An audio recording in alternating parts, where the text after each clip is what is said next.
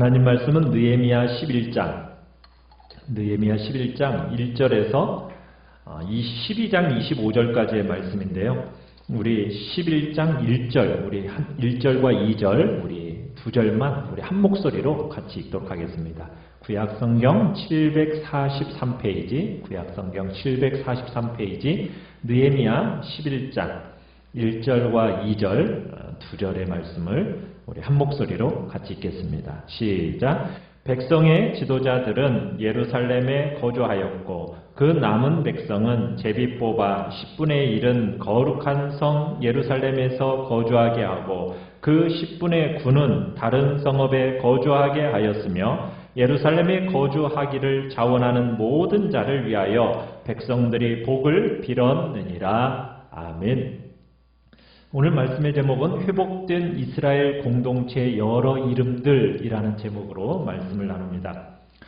우리가 성경을 읽을 때 좀 제일 당황스러운 부분이 있다 한다면 그건 족보일 겁니다.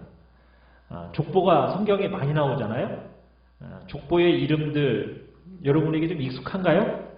별로 익숙하지도 않은 이름, 발음도 참 까다로운 이름들, 낯선 이름들이 성경에 곳곳에 나와요. 그러다 보니까 성경 읽을 때 족보가 나오면은 불편하고 어려운 주제입니다. 특별히 우리가 지금 보고 있는 에스라와 느헤미야 같은 경우는 다른 책에 비해서 족보가 많은 분량을 차지하고 있어요. 에스라 2장에서는 스룹바벨과 예수아와 함께 처음에 1차 귀환하면서 올라왔던 그 이스라엘 백성들의 이름이 기록되어 있고요. 에스라 8장에 가면은 에스라와 함께 2차 귀환, 두 번째로 예루살렘에 올라왔던 또 다른 무리들의 이름이 기록되어 있고, 또 느헤미야 7장에 가보면은 에스라 2장과 거의 유사한 명단이 또 기록되어 있고, 느헤미야 10장에 가보면 우리가 지난주에 봤지만 하나님과 언약을 새롭게 하면서 서명했던 사람들의 이름이 나오고, 오늘 11장에는 예루살렘에 거한 사람들의 이름이 나오고, 12장에 가보면은 제사장과 레위 사람들의 명단이 나와요. 그러니까 사람들의 이름이 반복되어서 기록되어 있는 겁니다. 어떤 면에서 여러분들은 이런 족보 나오면 어떻게 하세요? 이름 하나하나 세심하게 잘 읽으십니까? 그냥 건너뛰십니까? 많은 경우에 그냥 건너뛰고 싶고 안 읽지 않니 좀 껄쩍지근하고 그래서 뛰어 넘어가고 그냥 하나님이 좀 사건이나 좀 우리 마음에 감동이 되는 그런 교훈들, 이런저런 교훈들이나 주시리지 무슨 알아듣지도 못할 이름들을 이렇게 많이 적어놔가지고 이렇게 귀찮게 하실까? 성가시게 하실까? 우리가 그런 마음이 들 때가 있어요. 근데 참 성경은 놀라운 것은 어쨌든 사람의 이름들을 여기저기에서 부지런히 기록해 놨다는 사실이에요. 더군다나 여러분 성경을 기록한 당시에는 오늘날처럼 종이가 여유로운 시대가 아니었어요. 그 시절에는 파피루스라는 것을 사용을 했었거든요. 종이 대신에. 근데 그렇기 때문에 어지간하면 그 표현들이 많이 축약해 해서 쓸 수밖에 없었습니다. 그런데 이 족보를 기록하는 데 있어서 많은 장을 할애해서 기록하고 있다는 사실이에요. 그러면 도대체 족보라는 것을 통해 하나님은 무슨 말을 전하고 싶은 것일까? 무슨 말을 하고 싶어서 이렇게 사람들의 이름을 이렇게 어려운 낯선 이름들을 이렇게 기록해 놓은 것일까? 여러분 미국 워싱턴이라는 곳에 가보면은 그 워싱턴의 맞은편에 알링턴 국립묘지라는 곳이 있답니다. 그 알링턴 국립묘지에는 미국이 나라를 건국한 이후로부터 지금까지 지켜오는데 공을 세운 사람들 있잖아요. 그 사람들의 묘비가 거기에 있대요. 우리가 잘 아는 사람들도 그곳에 이제 묻혀 있는데 존 F 케네디 같은 그런 대통령도 그 유명 인사들도 그곳에 이제 묻혀 있다고 그래요. 그런데 그 한 곳에 무명 용사들의 묘도 있다고 그럽니다. 그러니까 1차 세계대전, 2차 세계대전, 또 우리 한국전쟁, 베트남전쟁, 그곳에서 이름 없이 죽었던 그 용사들의 묘가 그곳에 있다라는 거예요. 족보라는 것도 약간 이런 것과 비슷한 정신이 있지 않을까 생각해 보는 겁니다. 무명의 용사들의 묘를 거기 세워놓은 이유가 뭐겠어요? 우리는 그저 유명하고 두드러진 어떤 소수만을 우리는 주로 기억을 합니다. 우리는 훌륭하고 영향력 있는 소수만 우리가 그렇게 생각하는 경향이 있어요. 그런데 공동체는 그런 훌륭하고 영향력 있는 소수만으로 공동체가 이루어지는 겁니까? 그건 아니죠. 공동체는 수많은 무리들의 희생과 정신을 딛고서 하나님의 공동체가 존재하는 거예요. 미국이라는 공동체도 그것을 기념하는 겁니다. 어떤 소수의 유명한 사람들만이 아니라 정말 이름 없이 빛도 없이 정말 자신들을 희생하면서 그곳을 건국했다라는 것을 기리기 위해서 무명용사의 묘비를 세워놓은 것처럼 하나님의 공동체도 마찬가지라는 거예요. 그저 유명한 인물, 영향력 있는 소수만을 기억하는 것이 아니라는 거예요. 하나님의 공동체는. 이름도 없이 빛도 없이 자신들을 희생하고 헌신했던 그 사람들의 참으로 노력, 그 희생과 땀과 눈물과 피가 쌓여서 세워진 공동체가 교회 공동체요, 하나님의 공동체라는 거예요. 그런데 이 세상의 문화는 어떻습니까? 이 세상의 문화는 특별히 우리 한국 문화는 더 그런 것 같아요. 평범하고 뒤처져 있는 사람들, 그런 사람들은 무시합니다. 주로 두드러진 사람들에게만 주목하는 경향이 굉장히 강해요. 그래서 이런 말을 하죠. 2등은 기억하지 않으니까 1등을 해야 한다. 이게 오늘 한국 사회를 지배하고 있는 굉장한 참 슬로건 중에 하나예요. 그러나 하나님의 눈앞에는 그렇지 않습니다. 하나님은 두드러진 사람들만을 기억하는 것이 아니에요. 교회 공동체는 두드러진 소수들로만 구성된 게 아니란 얘기입니다. 이름이 드러나진 않지만 그 시대를 신실하게 살아왔던 사람들, 하나님 앞에서 충성스럽게 살아왔던 사람들, 그 사람들을 하나님은 기억하신다는 거예요. 그래서 종이가 부족했던 이 시대에 외우기도 어려운 이 수많은 이름들을 하나님은 성경 속에 기록해 놓으셨던 겁니다. 그게 하나님께서 족보를 기록해 놓으신 이유 중에 하나예요. 어떻게 보면 오늘날 이 시대의 속성과는 너무나도 다르죠. 하나님은 어떤 마음을 품고 우리들을 대하시는지 그 하나님이 마음을 이곳에 표현하고 싶었던 겁니다. 11장과 12장에 기록되어 있는 인물들은 그 시대를 살았던 실제 인물들입니다. 이 사람들이 성전을 지었고요. 이 사람들이 성벽을 쌓았습니다. 그러나 우리가 기억하는 이름은 어떤 이름이에요? 스룹바벨, 에스와, 그 다음에 에스라, 느헤미야. 더 기억나는 사람? 없죠. 지금 에스라, 느헤미야를 우리가 보면서 기억나는 이름은 거의 이 정도밖에 기억이 안 나요. 그러나 이 사람들이 성전과 성벽을 지은 게 아니에요. 그 사람들의 손이 되고 발이 되어서 정말 성전을 짓고 성벽을 지었던 장본인들이 누구란 얘기입니까? 바로 여기 족보에 나오는 이 사람들이란 얘기예요. 세상은 소수의 두드러진 인물만 기억할지 모릅니다. 그러나 하나님은 그렇지 않아요. 하나님은 우리의 땀과 우리의 수고, 이 사람들의 땀과 수고를 잊어버리지 아니하시고 그 이름을 다 기억하고 계시면서 그들의 이름을 어찌해든 성경에 기록해 놓으시면서 하나님은 기념하고 싶으셨던 거예요.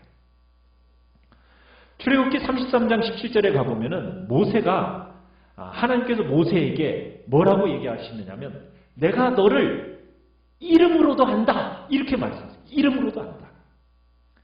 요한복음 10장 3절에 가보면은 참 목자이신 예수님께서 자기 양의 이름을 각각 불러 인도하여 낸다 이렇게 말씀하십니다.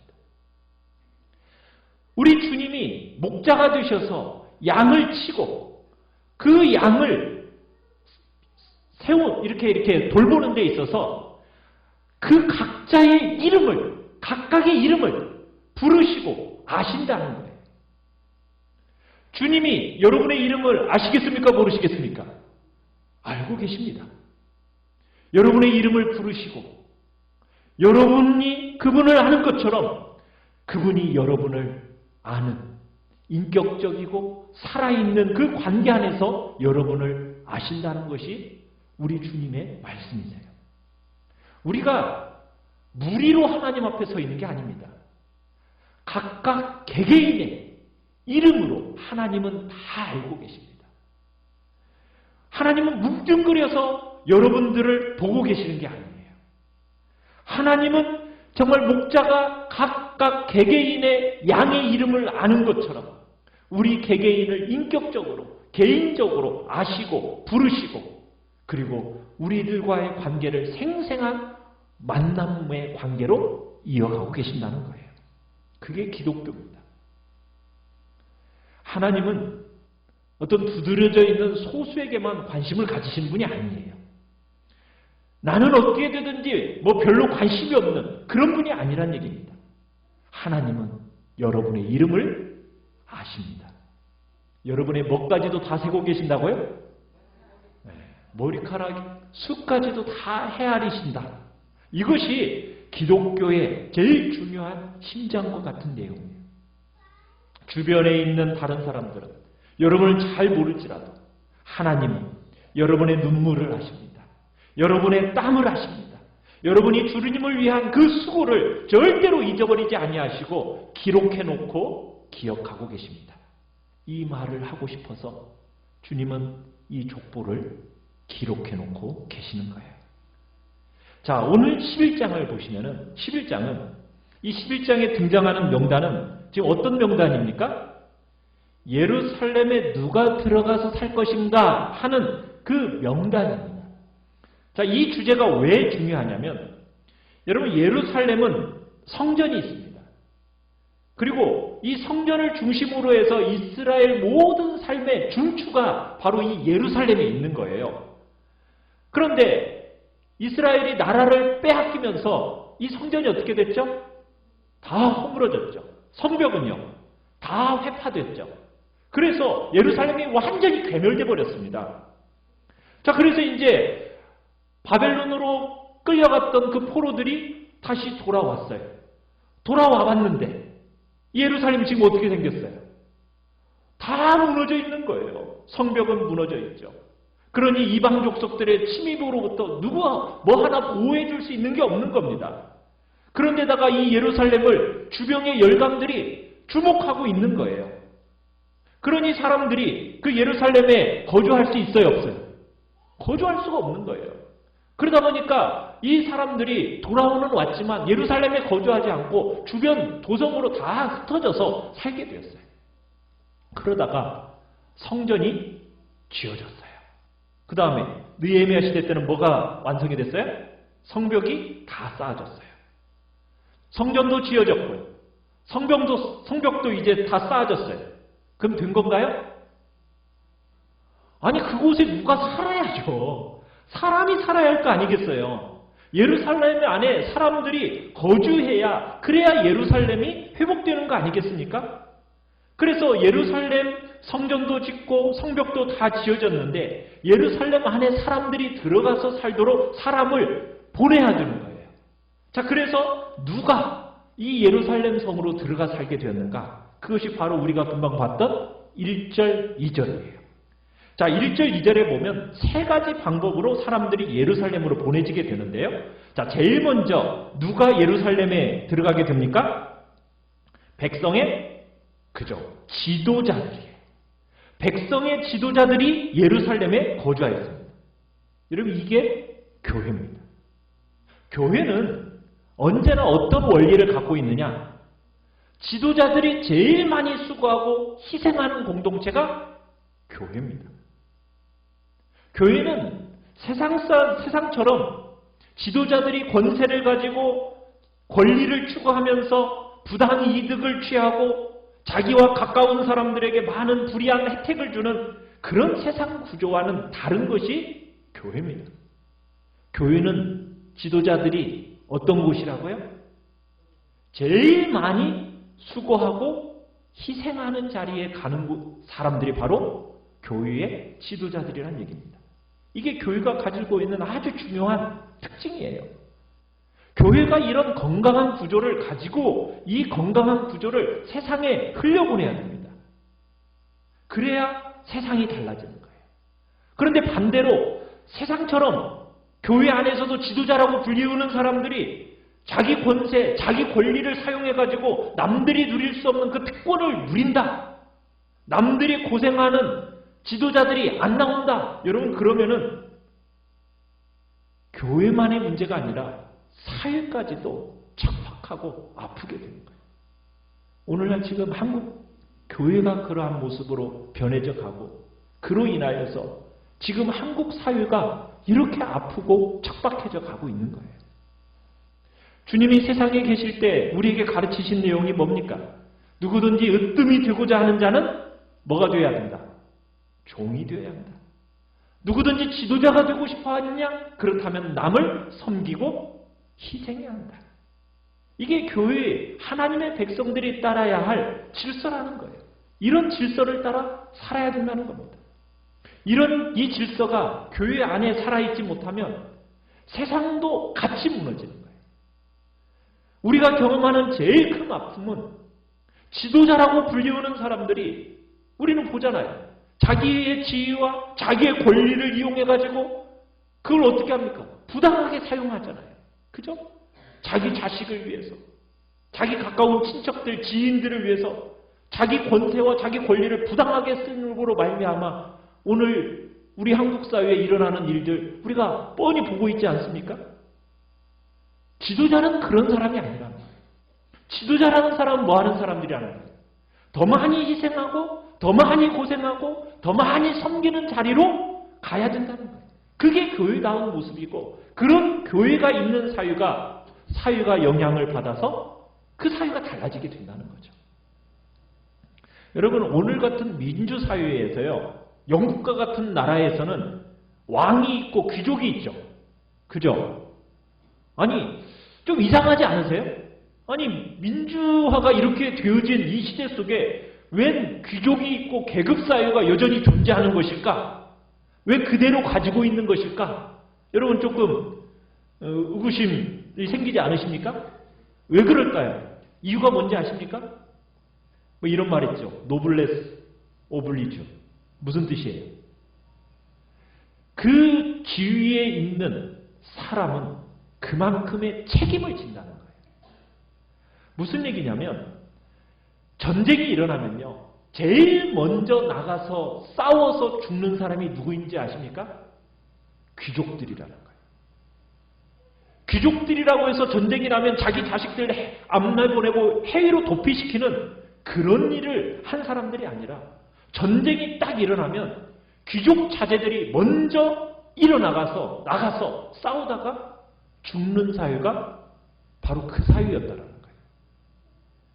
여러분, 영국 왕실에 왕이 계승 서열 왕자였던 해리 왕자라는 사람이 있었어요. 그 사람이 얼마 전에 2007년이었나요? 전쟁 중인 이라크에 파병, 자기가 근무하러 나간 거예요. 자기는 왕자로서 대충 근무할 수도 있었어요. 그런데 다른 병사들과 똑같이 대우받고 싶다고 하면서 위험한 근무를 자원한 거예요. 바로 복음이 400년 동안 그 사회를 통치한 열매로서 나타난 거죠. 그래서 그 사회에 아직도 왕이 있는 거고 귀족들이 계급사회로서 존재하고 있는 거예요. 왜? 그만큼 자기의 위치에 걸맞는 책임과 의무를 감당하고 있기 때문인 거죠. 그러나 참 우리 한국 사회는 어떻습니까? 지도자들이 자기의 특권과 권리를 향유하려고만 하는 거예요. 마치 능력만 있으면 지도자가 되는 것처럼 생각을 합니다. 여러분, 지도자는 능력만 가지고 되는 거예요? 그게 아니에요. 그 중심이 살아있어야 돼요. 중심이. 어떤 중심? 내가 더 많이 수고하겠다. 내가 더 많이 애쓰겠다. 내가 남들을 위해서 더 많이 희생하겠다라는 그 중심이 살아있는 사람이 지도자가 되어야 되는 거죠. 그게 바로 교회다운 것이고, 그런 교회를 통해서 사회가 깊이 영향을 받기 시작하는 겁니다. 그럴 때 우리들이 건강한 지도자를 갖게 되는 거예요. 교회 안에서도 마찬가지입니다. 교회를 세우는 여러분 중직자라는 그 위치는 신분이 아니잖아요. 그죠? 지위가 아니잖아요. 그 직분이라는 건 뭡니까? 봉사를 위한 직분인 거죠. 그죠? 섬김과 정말 일을 위해서 더 많이 수고하겠다고, 더 많이 희생하겠다고, 그러면서 세워지는 일꾼으로 우리가 그 직분을 부여하는 거거든요. 그런데 직분을 자꾸 지위처럼 여기면서 정말 어리석은 일들이 교회 안에서 횡행하다 보니까 교회가 상하게 되고, 교회가 상하니까 사회가 어떻게 됩니까? 세상이 같이 상하게 되는 거예요. 지금 예루살렘 안에 지금 지도자들이 먼저 나서서 자기들이 그곳에 가서 거주하겠다는 거예요. 남들이 선뜻 나서지 않는 그곳에, 남들이 가고 싶지 하지 않는 그곳에 자신들이 먼저 가서 수고하고 희생하겠다고 지금 지도자들이 나서고 있는 거예요. 그런 교회가 되어져야 됩니다. 그런 사람들로 교회의 직분자들이 세워지도록 우리는 해야 됩니다. 그래야 교회가 교회다워지는 거고, 교회가 교회다워야 세상이 살만한 세상이 되는 것이거든요. 두 번째로, 사람들을 예루살렘으로 보내는데 어떻게 보내고 있습니까? 제비 뽑아 10분의 1을 뽑아서 보내고 있다고 그래요. 여러분, 10분의 1, 이스라엘 사회에 있어서 10분의 1이라는 것은 시당에 있어서 아주 중요한 표시입니다. 그게 뭐예요? 10분의 1을 물질을 하나님 앞에 구별해서 드린다라는 그 의미 속에는 무슨 의미가 들어있죠? 내가 가진 모든 것이 누구의 것이다. 그죠? 전부 주님의 것입니다. 나는 하나님의 소유입니다. 라는 그 고백이 10분의 1을 하나님 앞에 물질을 드리는 그 11조 속에 들어있는 거예요. 지금 이스라엘 백성들이 각 지역에서 지금 그렇게 사람들을 10분의 1을 딱 뽑아가지고 예루살렘에 보내고 있는 거예요. 뭘 기대하면서? 예루살렘의 회복이 되어지기를 기대하면서, 그 역사를 기대하면서, 그래서 사람 10분의 1을 제비 뽑아서 보내는 거예요. 누구든지 원망 없이 갈 수 있도록 제비를 뽑아서 하나님의 방법으로, 하나님의 계획을 따라서 예루살렘에 지금 10분의 1의 사람들을 각 지역에서 뽑아서 보내고 있습니다. 그러면서 또 2절에 보시면 세 번째 방법이 뭐예요? 예루살렘에 거주하기를 뭐하는 사람? 자원하는 모든 사람들이 예루살렘으로 갑니다. 여러분, 이 세 번째 부류가 교회에 너무너무 중요한 사람들이에요. 이런 사람들, 이런 부류가 많아야 교회는 든든히 세워져 가요. 교회가 건강하게 돼요. 교회가 활발하게 돼요. 자원하는 사람, 자원하는 무리들이 많이 나와야 돼요. 자원하는 사람들이 많이 나와야 교회가 교회다워지면서 생명력과 활력을 유지하게 되는 거거든요.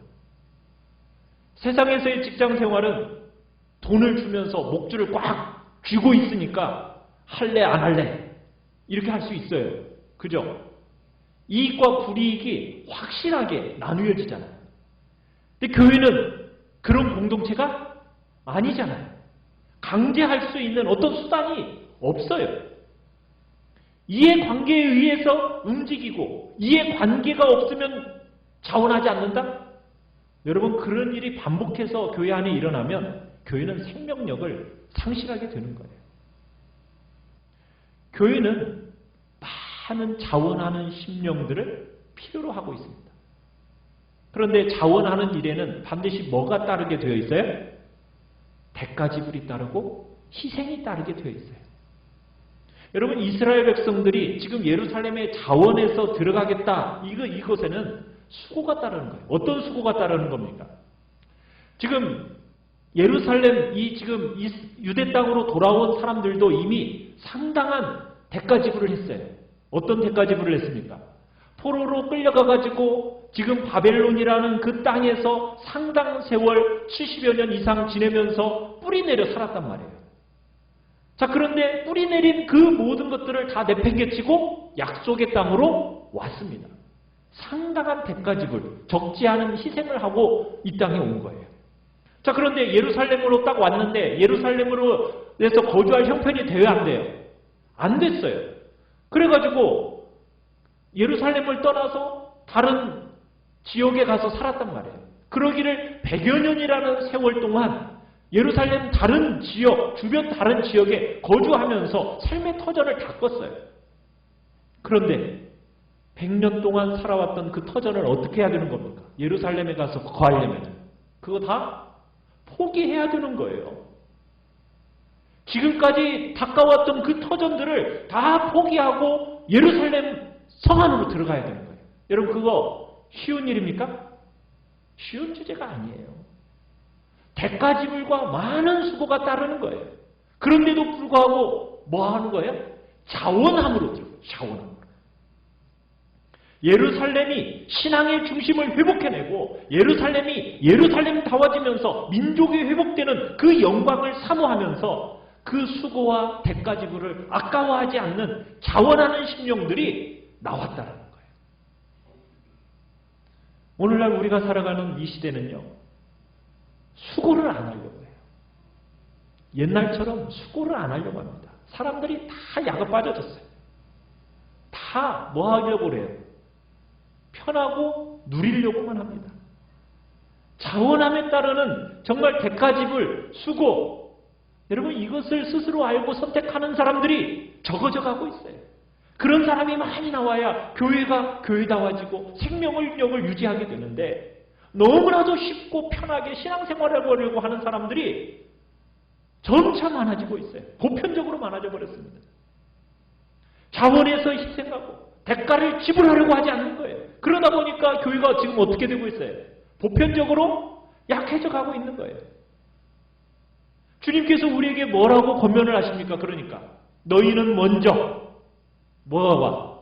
그의 나라와 그의 의를 구하라. 그리하면 이 모든 것이 뭐예요?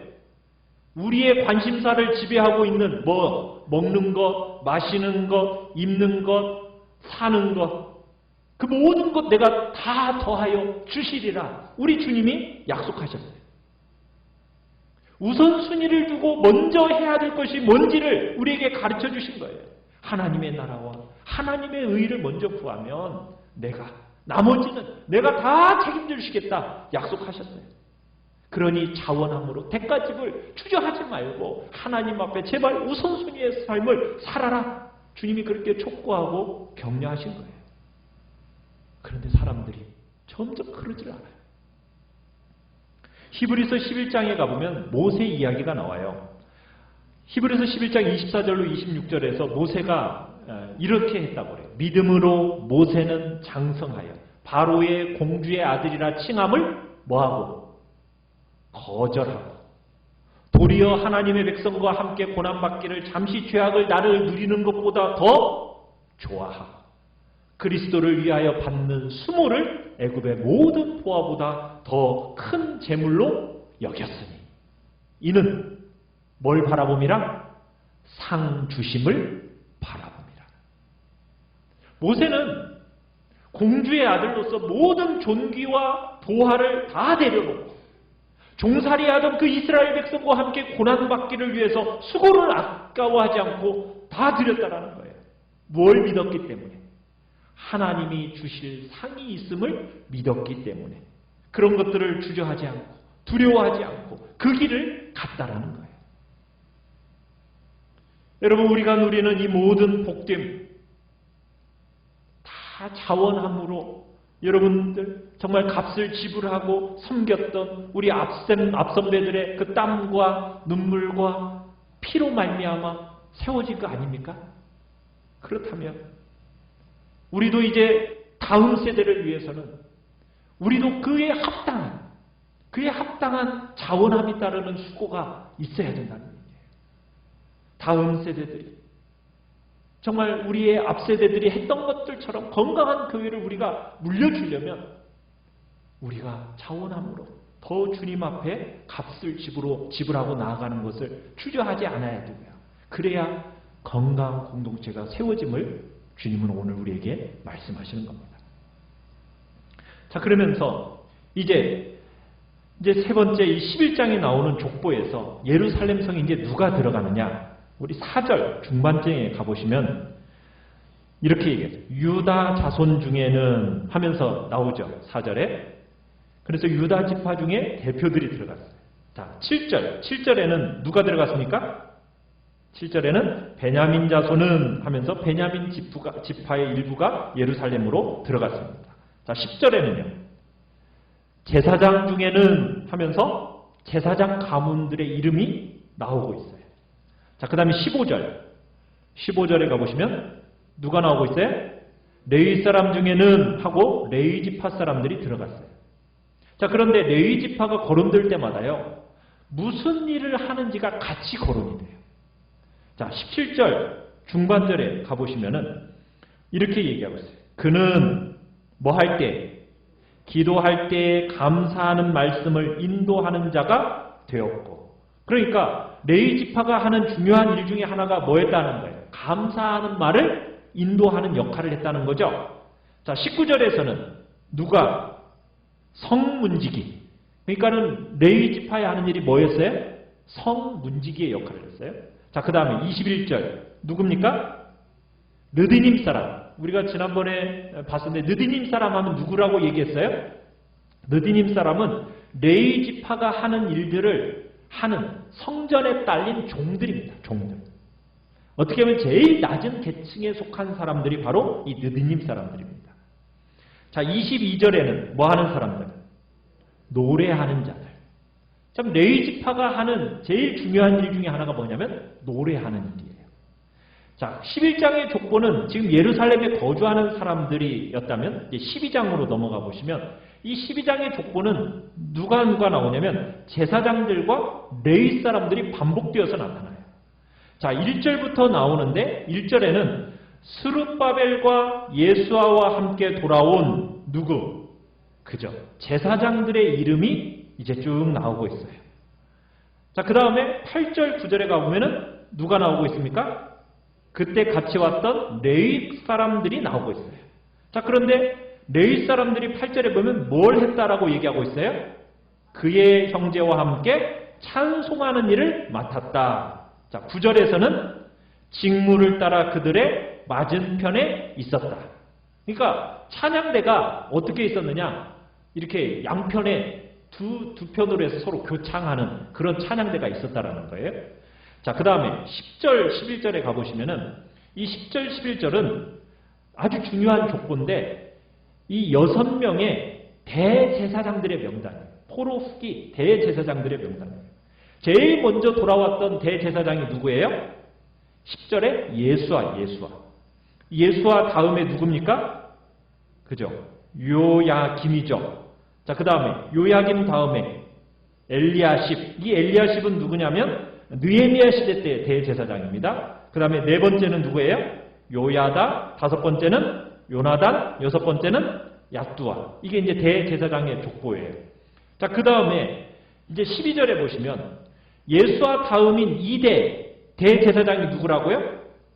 요야김이라고 그랬죠. 그래서 12절에 요야김 때의 제사장들의 이름이 이제 등장을 하고 있어요. 그러면서 이제 제사장들의 이름이 쭉 등장을 하고요. 자, 22절로 가봅시다. 22절에 가보면은 또 누가 등장을 하냐면 야뚜아 때의 레위 사람들의 족장이 등장을 하는데, 자, 레위 사람들은 뭘 했다라고 얘기를 하고 있어요. 24절에 가보시면은 이 사람들이 뭘 했다고요? 그들의 형제의 맞은편에 있어 하나님의 사람 다윗의 명령대로 순서를 따라 뭘 했다? 주를 찬양하며 감사하고. 자, 그 다음에 25절 뒷부분에 가보면은 다 문지기로서 순서대로 문 안의 곡간을 뭐 했다? 파수했다. 자, 그러니까 여러분이 지금 레위 사람들의 하는 일을 지금 여기에 다 기록해 놓고 있어요. 자, 이렇게 쭉 보니까 레위 사람들이 하는 일이 주로 무슨 일을 많이 했던 것 같아요? 생각나는 거. 찬양하는 일. 그죠? 찬양하는 일. 또 성전문을 파수하는 일. 곡간을 지키는 일. 이런 다양한 레위 지파의 일들을 이 족보와 함께 지금 소개를 하고 있어요. 도대체 무슨 얘기하고 싶은 걸까요? 11장, 12장을 통해서 무슨 얘기를 하고 싶어 하는 걸까? 지금 예루살렘에 들어가서 사는 사람들, 유다 지파 사람들, 베냐민 지파 사람들, 제사장, 레위 사람, 그러면서 레위 사람들이 하는 문지기, 찬양하는 사람, 느디님 사람 이런 족보를 다 해놓고 12장에 와서는 다양한 시기를 따라서 지금 제사장과 레위 지파의 족보를 지금 기록해놨는데 무슨 마음으로 지금 하나님은 이걸 기록해 놓으신 걸까? 여러 교훈이 있겠지만 지금 제사장과 레위 사람들이 중심이죠. 그리고 레위 사람들이 하는 일이 중심이죠. 여기서 말하고 싶었던 건 뭐냐면 예배가 얼마나 중요한지를 말하고 싶었다는 거예요. 예배가 얼마나 중요한지. 왜 우리가 나라를 빼앗겼는가? 왜 우리가 실패했는가? 그 실패가 어디에서부터 비롯되었느냐? 예배의 실패로부터 비롯되었다라는 것을 이들은 깨달았던 거예요. 예배가 실패하면 어떻게 되느냐? 사람이요. 예배를 실패하면 자기 이익과 세상이 주는 쾌락과 즐거움 쪽으로 다 마음을 빼앗기게 됩니다. 예배가 실패하면 사람들이 세상의 그 거대한 물결을요, 이겨낼 수가 없는 거예요. 세상의 물결이 뭐예요? 쾌락이고 자기 이익이에요. 예배가 살아야 정말 사람들이 하나님 앞에 그 심령들이 세워져서 눈이 열려서 이 땅에 있는 것들의 허탄함이 보여야 돼요. 정말 눈이 열려서 눈에 보이지 않는 그 실존하는 하나님의 나라가 보여야 된다는 거예요. 그래야만이 우리가 이 땅의 것에 매몰되지 않고 살아가게 되는 거예요. 사랑하는 지체들과 함께 찬양하면서 감격하면서 그래야만이 욕망과 욕심을 막 부추기는 이 세상에 휩쓸려 살지 않고 우리가 이 땅을 살아가면서 감사하고 감격하는 그 거리들을 회복해낼 수 있게 되는 거예요. 그렇지 않으면요. 사람의 마음이라는 것은 여러분 예배에 실패하게 되면은 자기 이익, 쾌락, 세상의 즐거움 이쪽으로 흐르게 되어 있어요. 인간은요. 정말 약합니다. 예배에 실패하면 아무리 오랫동안 그렇게 긴 세월 신앙생활을 했어도요. 예배를 3주 이상 딱 빠져버리면 그 사람은 세상으로 마음이 흘러갈 수밖에 없는 존재가 인간이라는 거 기억해야 돼요. 지금 제사장과 레위 사람들, 그 사람들이 하는 일을 기록해 놓으면서 뭘 이야기하고 싶은 거예요? 예배가 회복되어야 한다. 이 이야기를 하고 싶었던 거예요. 예배를 수종드는 사람들을 다양한 방식으로 기록해 놓으면서 예배가 사는 길만이 예루살렘이 사는 길이요 이스라엘이 사는 지름길이라는 것을 지금 이야기하고 싶어서 지금 제사장과 레위 사람들 그들의 하는 일들을 기록해 놓고 있다는 거예요.